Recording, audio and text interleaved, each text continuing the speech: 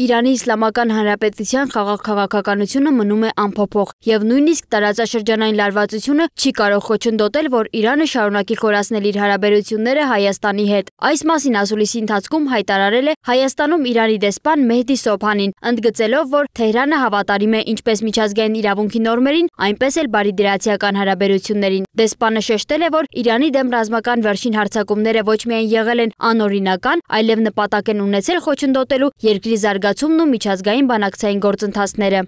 Մենք այդ պահին գտնվում ենք ակտիվ բանակցային փուլում, նպատակը հստակ էր առաջ շարժվել հասնել փոխըմբռնման, բայց սիոնիստական ռեժիմը փորձեց խոչընդոտել այդ գործընթացը դիմելով ռազմական ագրեսիայի։ Սա կանխարգելի չարված էր, սա բացահայտ ոտնձգություն էր Իրանի ինքնիշխանության դեմ։ Մեհդի Սոբհանին եւս մեկ անգամ հիշեցրել է, Թեհրանը բազմիցս հայտարարել է, որ միջուկային զենք ձեռք բերելու նպատակ չունի եւ երբեք չի ունեցել։ Իրանի միջուկային ծրագիրը բացառապես խաղաղ բնույթ է կրում եւ իրականացվում է ատոմային էներգիայի միջազգային գործակալության վերահսկողության ներքո։ Մենք բազմիցս հայտարարել ենք, Իրանը չունի միջուկային զենք ստեղծելու նպատակ։ Մեր բոլոր գործողությունները վերահսկվում են ՄԱԳԱՏԵ-ի կողմից։ Տեսուչները պարբերաբար այցելում են զեկույցներ են պատրաստում։ Եթե շեղում լիներ, ամբողջ աշխարհը կիմանար դրա մասին։ Մենք հավատում ենք խաղաղ զարգացման ուղուն։ Սոբհանին մեկնաբանել է նաև Իրանի ու Իսրայելի միջև ռազմական գործողությունների ընթացքում մամուլում տեղ գտած որոշակի հրապարակումներ այն մասին, որ Իրանի դեմ Իսրայելի հարվածներն իրականացվել են օգտագործելով նաև Ադրբեջանի օդային տարածքը։ Մենք տեղեկություններ ենք ստացել, որ անօդաչու թռչող սարքերի փոքր քանակություն Իրանի տարածք է մուտք գործել հարևան երկրների տարածքից։ Այդ իսկ պատճառով Իրանի եւ Ադրբեջանի նախագահների միջև հեռախոսազրույցի ժամանակ մեր նախագահը խնդրել է Իլհամ Ալիևին լուրջ հետաքննություն անցկացնել այս հարցի վերաբերյալ։ Մենք կսպասենք հետաքննության արդյունքներին։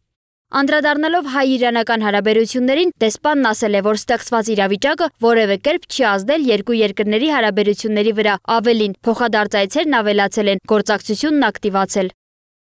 Հայաստանի Հանրապետությունը, նրա կառավարությունն ու ժողովուրդը այս օրերին ցուցաբերեցին իսկական բարեկամություն։ Մենք զգացինք այդ աջակցությունը թե պետական մակարդակով, թե հասարակության կողմից։ Դա մեզ համար շատ կարևոր էր։ Իրանը միշտ բարձր է գնահատում անկեղծ համերաշխությունը։ Դեսպանի խոսքով, չնայած տարածաշրջանային լարվածությանը, Իրանը շարունակել է իրականացնել բոլոր տնտեսական եւ ենթակառուցվածքային ծրագրերը։